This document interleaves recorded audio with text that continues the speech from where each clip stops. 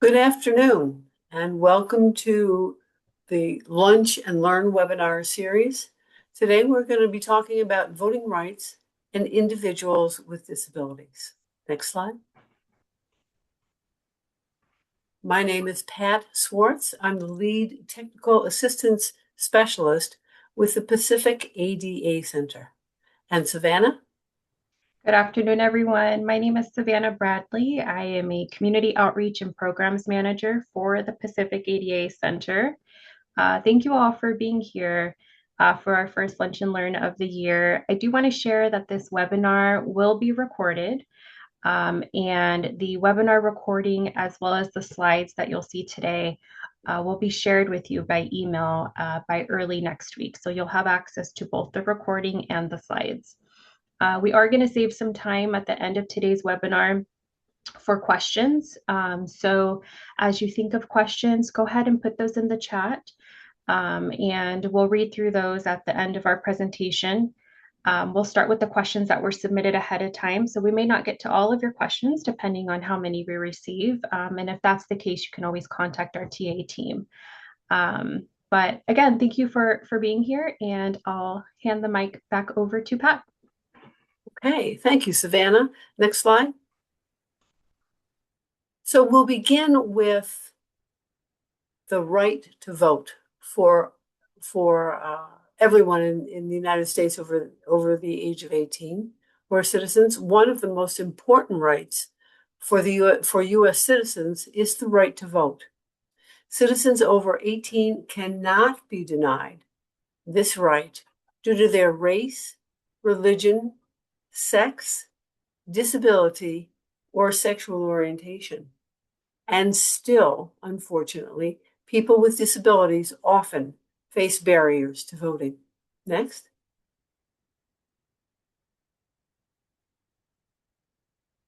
So why does all this matter?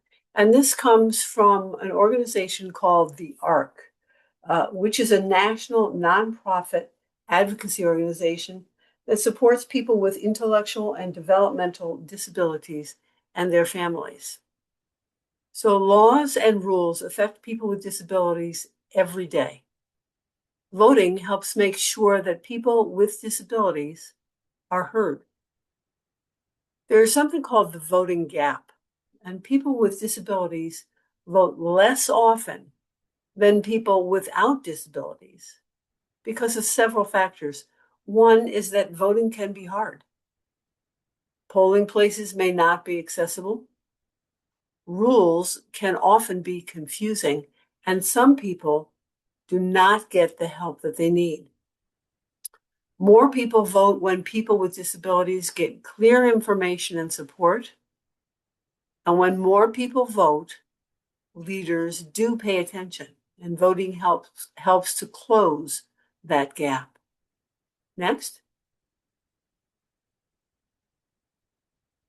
So we'll start with some of the federal voting rights laws that are in effect in this country. Next.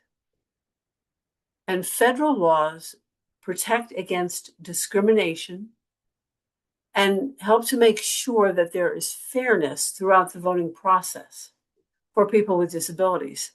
It ensures several things.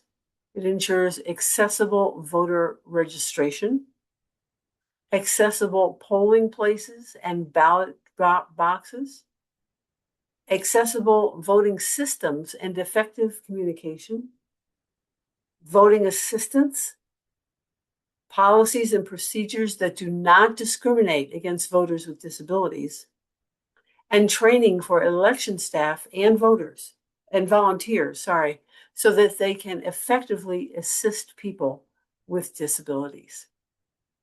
Next. So the first law that we're going to talk about is the Americans with Disabilities Act, the ADA. And Title II of the ADA requires that state and local governments make sure that people with disabilities have a full and equal opportunity to vote. It applies to all elections administered by these government agencies. And the law covers both in-person and absentee voting, as well as election websites, voter registration, polling place site selection, and ballot casting.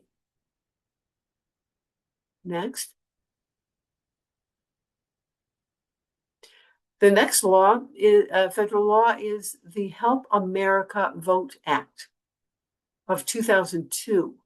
And that applies to government agencies that run federal elections. They must provide at least one accessible voting machine at every polling place for people with disabilities, including voters who are blind or visually impaired. Accessible voting systems must provide the same opportunity for access and participation, including privacy and independence, that other voters receive. And an example is a system called DRE, or Direct Recording Electronic Voting System. And there, voters use a touch screen or push buttons to mark their votes directly into an electronic device. And this assures that the person can vote independently, without assistance, as other voters can. Next. The next law is called the National Voter Registration Act of 1993, and it's known as the Motor Voter Law. It outlines voter registration rules for federal elections, and the goal is to increase the historically low registration rates of people with disabilities. And so it requires states to allow voter registration at state motor vehicle agencies, hence the Motor Voter Law. It offers mail-in voter registration options. It provides voter registration opportunities at specific state and local offices, such as public assistance and disability offices. And there is a need for appropriately administering voter registration requirements and procedures to keep voter lists accurate and up to date. Next. And there is a law known as the Voting Accessibility for the Elderly and Handicapped Act of 1984. And this requires state and local governments to provide accessible polling places in federal elections so that older adults and people with disabilities can vote. There are limited exceptions in emergencies, and when that happens, voters could be assigned to another location that is accessible. And government agencies must provide an alternate means of voting on election day if no accessible location is available to serve as a polling place. And lastly, it requires states to make registration and voting aids accessible. Next. And the last law that we're going to talk about is the Voting Rights Act of 1965. And it requires election officials to allow a person who is blind or has another disability to receive voting help from a person of a voter's choice. And the exception to that is that the voter's employer, their union, or someone acting on their behalf cannot provide the assistance. And that's to make sure that their vote is not influenced by these entities. It does not allow basing a citizen's right to vote on their ability to read or write, having a certain level of education, or passing a test about a specific topic. And a note about the Voting Rights Act of 1965. You may have heard that 2 weeks ago, or maybe 3, the U.S. Supreme Court issued a ruling that changed this Voting Rights Act and how states can change or remap districts. This means that if states decide to change the districts, it could affect how people with disabilities who are non-white can find polling places. The change in the Voting Rights Act seems to mainly affect people in southern states right now. Our region, Region 9, which covers Arizona, California, Nevada, and Hawaii, is not impacted by this right now. Also, voters with disabilities are still protected under the ADA and the other laws which we have talked about in the past. So there are many laws that protect the voting rights of individuals with disabilities. And again, there are still people with disabilities who are not able to vote as they should be allowed to. Okay, I'm going to turn this over to Savannah. Thank you, Pat. Okay.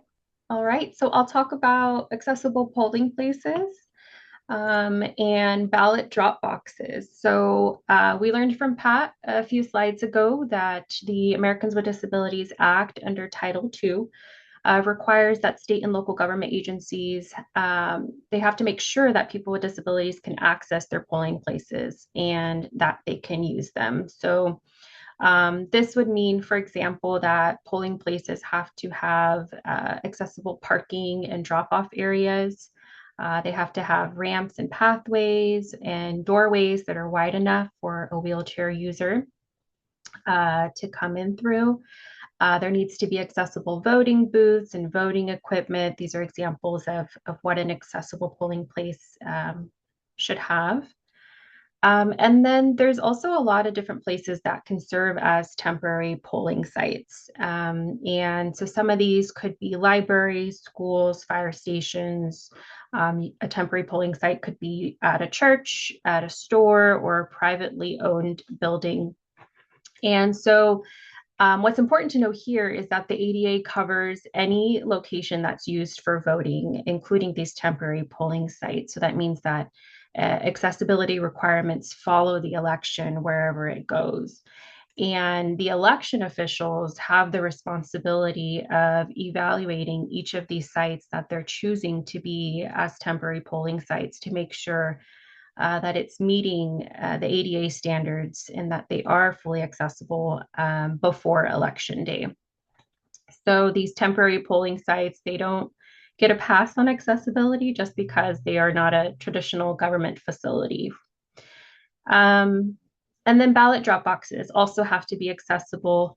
I'll talk about this in more detail in a few slides, but basically voters who cannot physically enter a polling place still have a protected and accessible way to cast their ballot.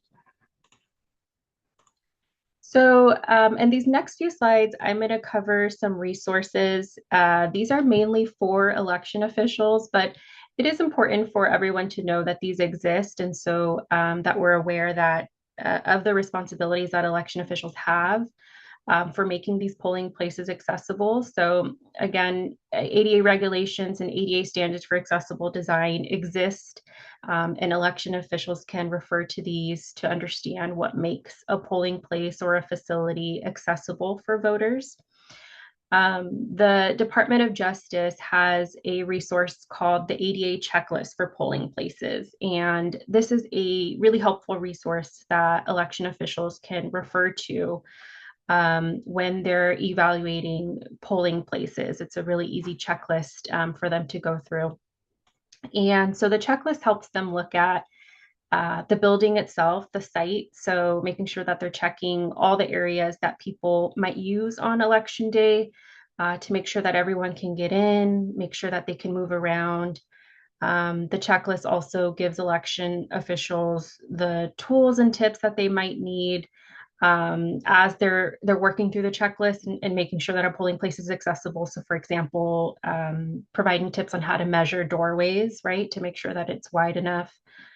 Tips on how to take pictures to show what needs to be fixed prior to election day. And then the checklist also provides temporary solutions or quick fixes to remove accessibility barriers, particularly if something is blocking access. It'll show election officials a way to remove that barrier until a permanent fix can be made, or at least a temporary solution if it's a temporary polling site. This next slide lists the different topics that checklist covers. So the checklist covers areas of parking, passenger drop-off locations, covers accessible routes both inside and outside buildings or polling places, covers ramps, protruding objects. Protruding objects are basically any wall-mounted or freestanding items. So, for example, inside of a building or polling place, a protruding object could be, like a fire extinguisher or wall-mounted display cases. So that's what protruding objects means. It also covers building entrances, lifts, and elevators, as well as voting areas. And so this checklist lets election officials kind of go through this list of topics, and they can mark yes, no, whether something's accessible or not. And then they have a section to list their comments and then what remedies or solutions need to happen prior to election day. So that's kind of an overview of what that checklist includes and how it works for election officials. This other resource, also from the Department of Justice, is called the Solutions for 5 Common ADA Access Problems at Polling Places. So this guide gives election officials information on how to address physical barriers in these 5 areas at polling places. So that's, again, parking, sidewalks and walkways, building entrances, interior hallways, and then the voting area itself.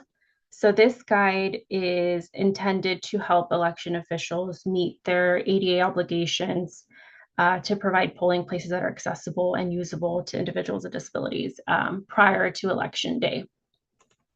So know that these exist and that election officials should be working hard behind the scenes to make these polling places accessible.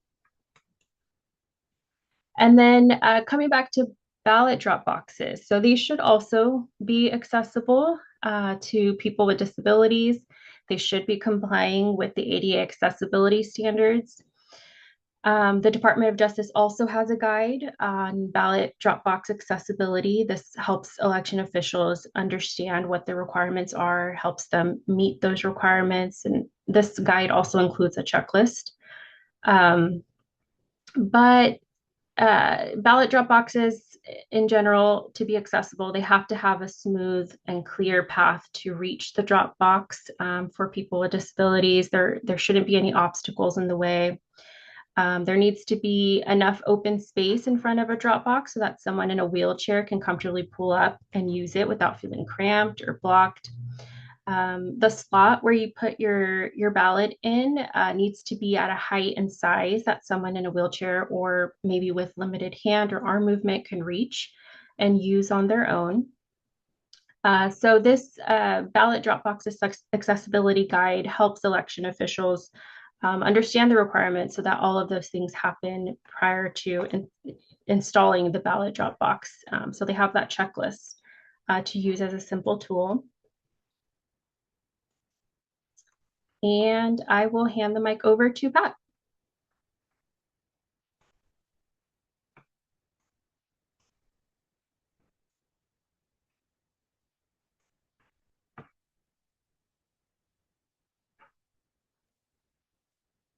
Sorry, here I am. Good.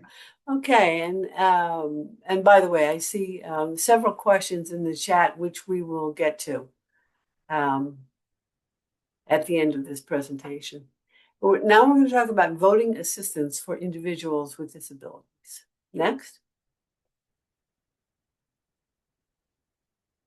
So, people with disabilities are allowed help during the voting process.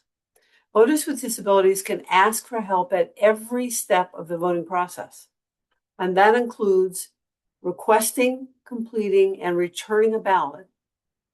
And it includes ballots that a person returns in person, by mail, to a ballot drop box, or by absentee ballot. And in most places, election workers must give voters with disabilities the help they need during the voting process. And there's a caveat to this. Certainly, the person can bring a family member or a friend with them to help them vote. And election workers must give people with disabilities assistance. The caveat to that is that if it is what's called an administrative burden, let's say there's one person working the whole voting center, and they have so many other responsibilities that they cannot get to the person with a disability, then they wouldn't be responsible to do that. Hopefully, the person with a disability will get the help they need to be able to vote. Election officials must allow voters with disabilities to receive assistance from a person of the voter's choice, with a few exceptions that we just talked about. Individuals with disabilities are not limited to help from election workers. Next.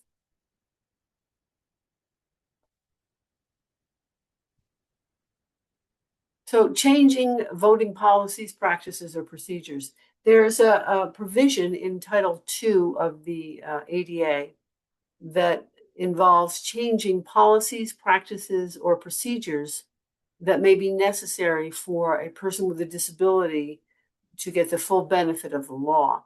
And so state and local government agencies must change their voting policies, practices, or procedures when needed so they don't discriminate against voters with disabilities. And I'll give you a few examples of that. Next.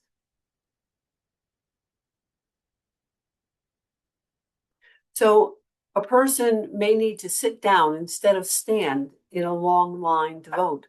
And perhaps the person working in the voting center might give them a chair to use. The person can bring a service animal into the polling place, even if the location has a no pets policy. A service animal is not considered a pet, so they would be allowed to come with the person into the voting venue. Having someone provide voting assistance in the voting booth, which we just talked about. And state and local governments cannot intimidate, threaten, or pressure voters with disabilities or those who help them. Next.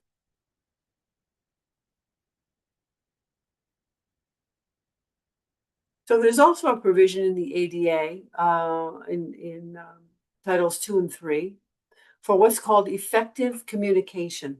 And effective communication is a provision for people who are blind or partially sighted, deaf or hard of hearing, or people who have speech disabilities. And so the ADA requires election officials conducting any elections at the federal, state, or local level to provide communication with voters with disabilities that is as effective as that provided to others. And to make sure that voters with disabilities can fully participate in the process, the election process, officials must provide what are called auxiliary aids and services at each stage of the process.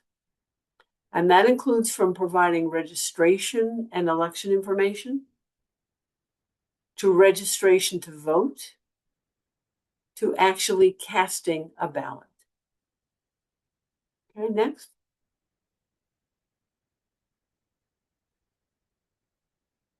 And so here are some examples of auxiliary aids and services. A person may need a qualified reader for people who are blind or having low vision.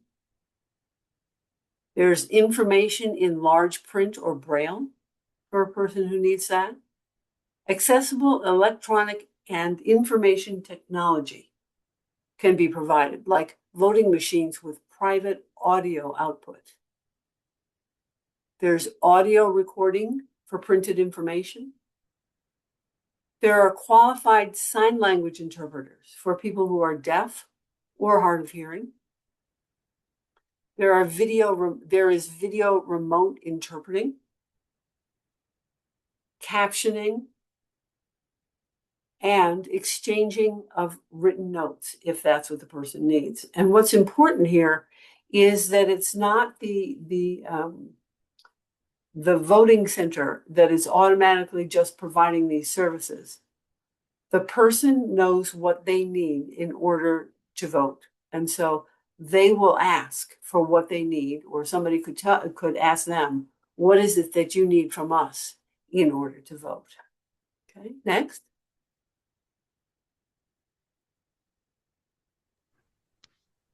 And So I'll talk about, Savannah. Yes, yeah, I'll Savannah. talk about the voter registration guidelines. Okay. And as many of you all have been mentioning in the chat as well in your questions, the guidelines as well as the voting options, which I'll talk about here in a second as well, they're all different. They vary by state. So there isn't a national voter registration deadline. And it really depends on what state you live in.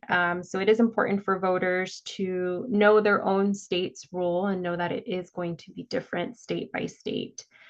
Um, as far as when to register, so some states do require voters register up to 30 days before election day. Other states let you register on the day itself. So that means that for those states, you can just show up, register, and vote all in the same trip. We do encourage that you, as voters, look up your state's deadline and voter registration requirements. We have it linked here on this slide, which we will be sending to you all after today. So you'll have access to all of the links and resources that are being shared. Some states let you register to vote before you turn 18, so young adults don't have to wait until they turn 18 to start the voting process. Many states let young people sort of get a head start here so that they're ready to vote as soon as they're eligible, as soon as they turn 18. Some states have a special rule that if a person turns 18 by the time a general election happens, they may be allowed to vote in the primary election even if they are still 17. So again, that's some states. But this is important because primaries are where voters help decide which candidates move forward, right? So that gives young voters a voice earlier in that process. Not every state has that rule, so it is important to check. We have linked here where you can go to check your state's election website to find out the pre-registration age in your state and whether the 17-year-old primary rule applies. And then voter identification requirements or voter ID. So just like the registration deadlines, voter ID rules are not the same everywhere. Each state makes their own rules. So knowing what your state requires before election day is important. Most states, you need to show an ID when you vote in person. This could be a driver's license, a passport, or other government issued ID. It is important to note here that you don't need to drive to get an ID. You can just go to your state's DMV office and apply to get a state ID there. Even if you've never had a driver's license, it usually costs a very small amount. And if that's a barrier, there are organizations that can help you cover that cost. After you register to vote, you usually get a voter registration card, and this is usually just a confirmation that you are registered to vote. You don't need to bring it with you to the polls to vote. All you really need to worry about is bringing a photo ID, depending on your state's rules.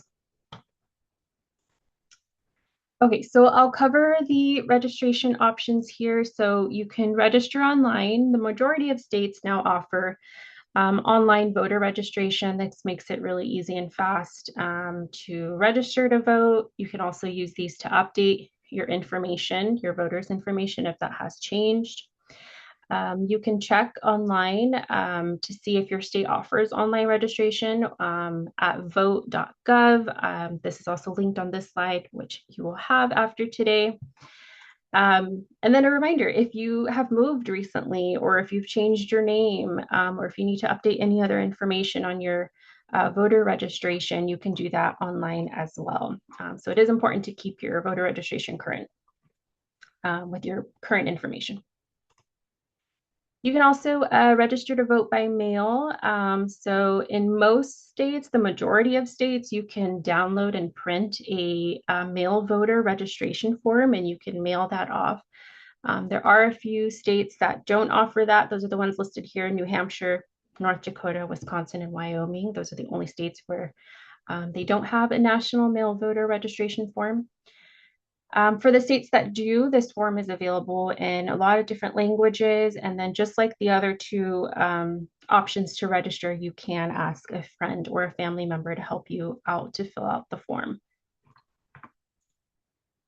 And then, of course, you can register in person. There are a lot of different government offices that could offer in-person registration. So that includes state and local election offices, your state's DMV, public assistance or disability offices. There are some libraries and some university campuses that also provide an option for in-person registration. And again, you can bring someone that can help you register if you need or want. This is a powerful statement that comes from the National Disability Rights Network. They are the largest network of disability rights advocates. And it gets to the heart of why all of this matters and why these checklists matters, right? So it says our right to access as voters with disabilities is guaranteed by law. No matter how you need to vote, whether by mail or in person, it is our right to participate in the political process.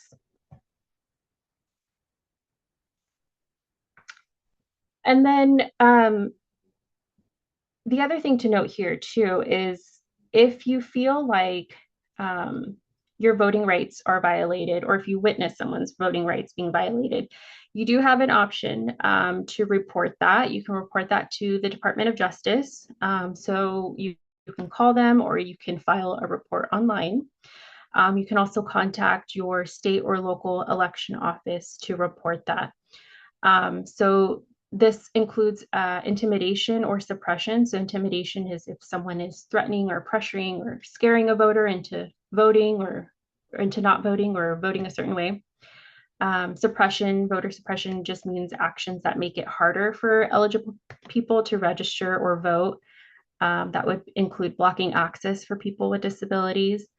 And then also, if you just feel like a polling place is not accessible to people with disabilities, that counts too. So I know that was a lot of information. Hopefully you were familiar with some of it, and hopefully you did learn some new information as well. I hope you leave today with a better understanding of your rights as a voter and knowing that there are federal laws that protect your rights as a voter. And as Pat mentioned earlier, some of these are changing, but know that the ADA and HAVA are still very much in effect to protect the rights of voters with disabilities. Know that election officials are required to make voting accessible to you, that you have options to register and how you vote, whether that's online, by mail, in person, or by Dropbox. And then if something's not accessible to you, you have the right to ask for help and request accommodation and to report a violation. So those are the takeaways that I hope you all can leave with today. This slide has our contact information. We hope you stay in touch with us. Let us know if we can provide more information.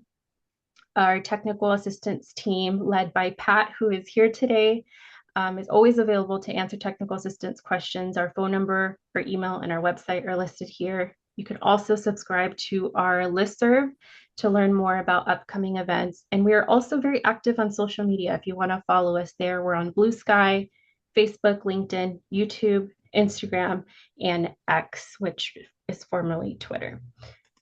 So that's our contact information. And then last slide here, this is about our additional services that the Pacific ADA offers. We offer customized trainings on the ADA, accessibility evaluations. We offer online courses, digital accessibility trainings, policy and procedure assessment consultation. We also, through our program Beyond Access Consulting, offer the Certified Access Specialist exam prep course. The Pacific ADA offers these focused on the ADA, and then if these go beyond scope or cover additional laws, then it's offered through our sister program, Beyond Access Consulting. So have the two programs here listed for reference. And that concludes our presentation today. We have plenty of time for questions. What I'd like to ask before we start the Q&A is if you can click on our evaluation link and take that as we're going through Q&A, or maybe click on it and keep it open so you can fill out later. That would be very helpful to us. I'll put that link in the chat here for you all to have. Okay, so that link is in the chat for you to take the evaluation. We'll start with the questions that were submitted ahead of time, and then we'll go through the questions that you all have been submitting in the chat. So I'll start with the first question here, and this is for you, Pat. It says, what if a person is dyslexic? Can they have someone assist them in reading the voting choices? Yes, and we talked about that, and the answer is yes, they can, with the caveat that if it is an administrative burden, first of all, they can bring anyone they want with them to help them. But if they're using someone in the voting center and there are not enough people to help, then that could be an administrative burden. Okay? All right, so the next question says, they're interested in learning more about accessibility for vote center workers. It says voters do not need fully compliant restrooms and vote rooms. So this is a great and important clarification. And that is correct. Under the ADA's program access standard, a polling place does not need to be 100% architecturally compliant in every area of the building. What matters is that the voting area itself and the path to get there are accessible. Restrooms and other parts of the facility that are not part of the voting program are not required to meet the full ADA standards. And election officials should focus their accessibility efforts on parking, the accessible routes, and the voting area. Is there anything that you would add to that? Yeah, Savannah, I would say, first of all, certainly if you are a worker in the voter center, you might check to find a center to volunteer in that has a restroom.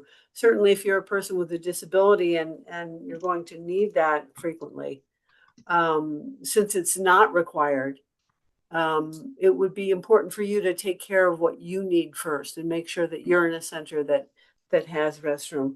And again, we're talking about accessibility in centers. The whole point is that that people, certainly people with disabilities, can get into the building, be able to vote, and then exit the building. And that's what the accessibility requirements are for.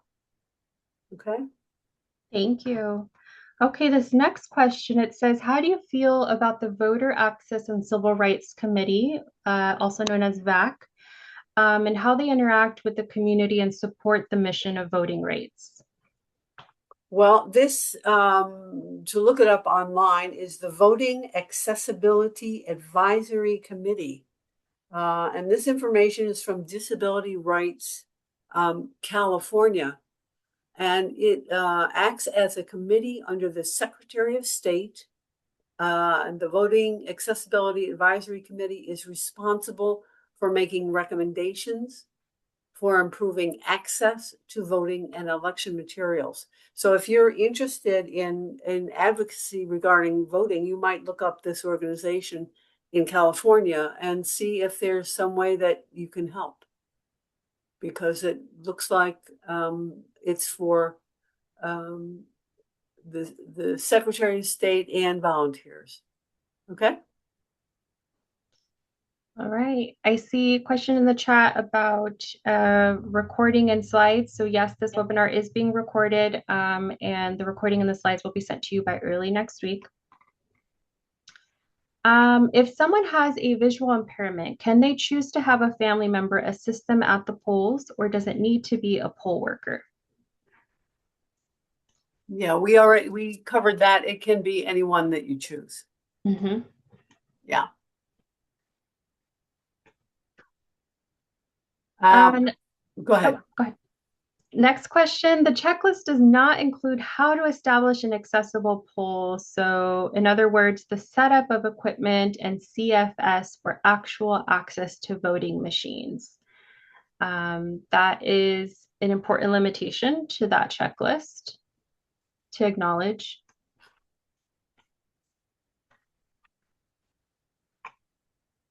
Okay, Ruthie Goldcorn, sorry, all of the just aforementioned requirements have been voided by many states, and one state will require literacy tests. How can we stop this when SCOTUS lets states do this? Accessible vote centers are seriously problematic before SCOTUS decision. You know what? Absolutely. You know what? There are laws in place to assure that people with disabilities are afforded their equal rights. Unfortunately, that does not mean that those laws are followed in all states. And there are some states that are doing their best to make sure that doesn't happen. All we can tell you is this is what the law is. And if you are of a mind to be an advocate, find a way to do that. Find a way to help at polling places. Find a way to help individuals with disabilities um, be afforded their right to vote. Do what you can do if you are a mind to do that. We realize there are a lot of places where accessibility is not happening.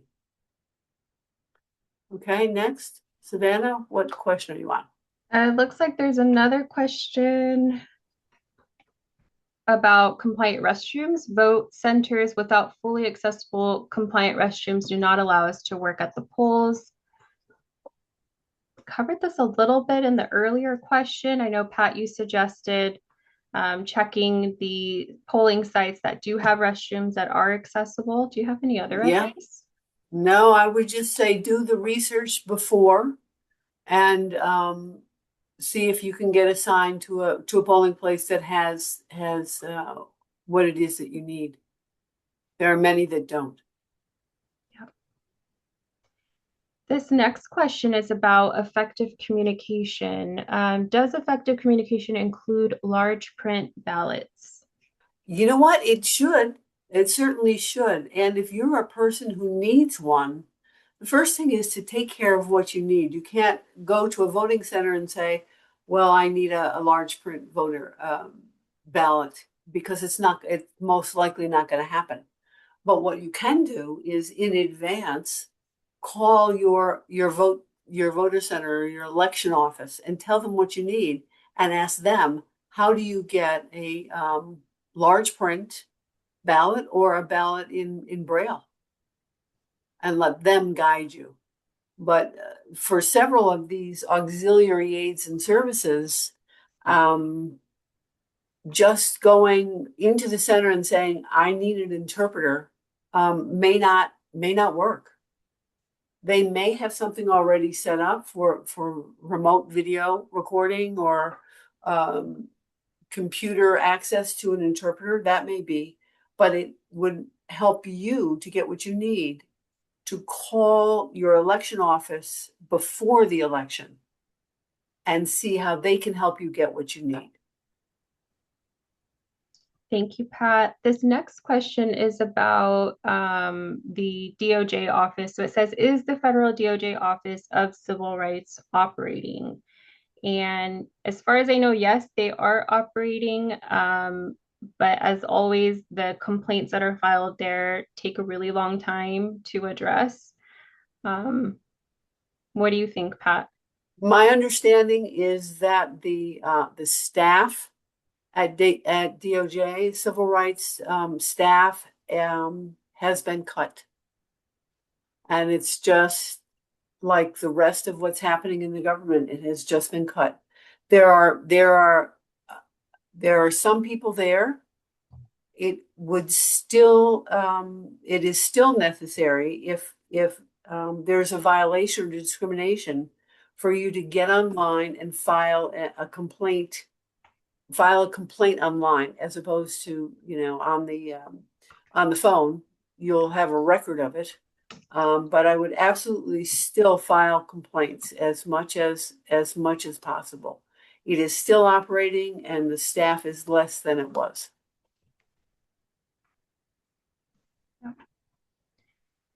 So let's see. The USPS no longer date stamps mailings, which could result in ballots being rejected if a ballot is mailed by the deadline, but not date stamped. Do you know if this is being addressed? That is a great question. I have no idea. I don't know. Yeah. Sorry. We can research it for you if you want to follow up with us, Greg. Certified access specialist, so referring to that last slide of additional services that we offered, is this just a California thing?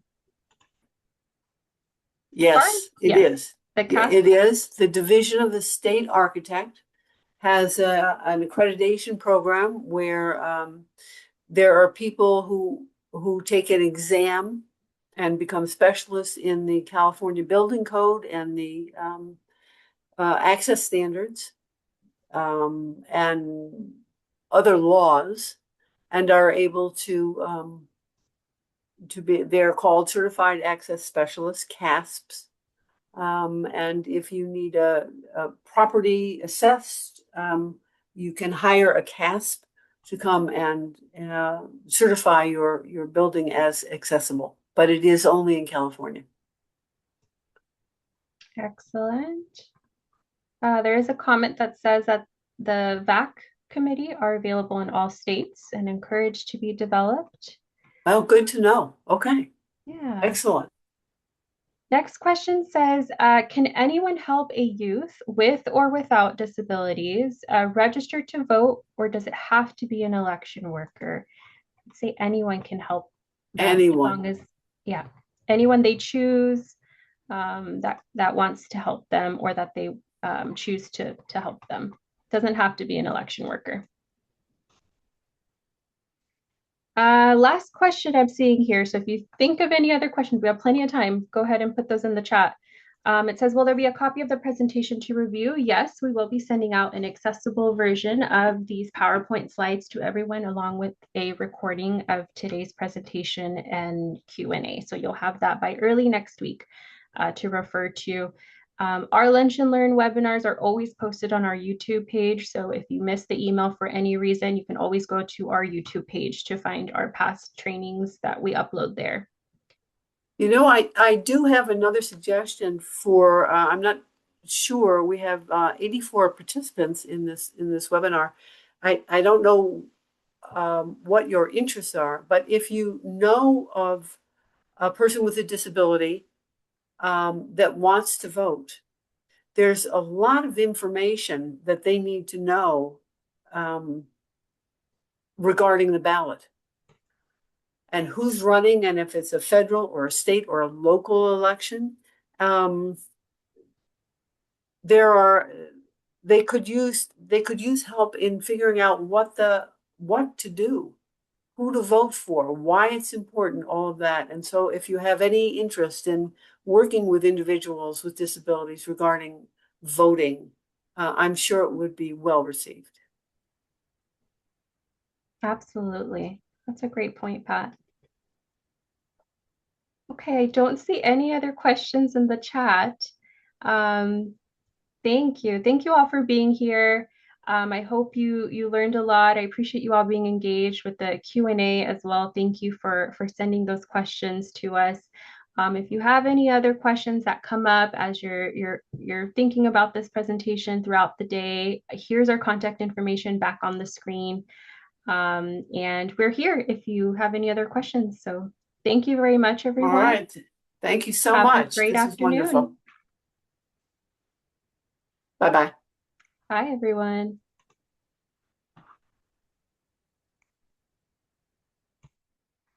Thank you to our interpreters.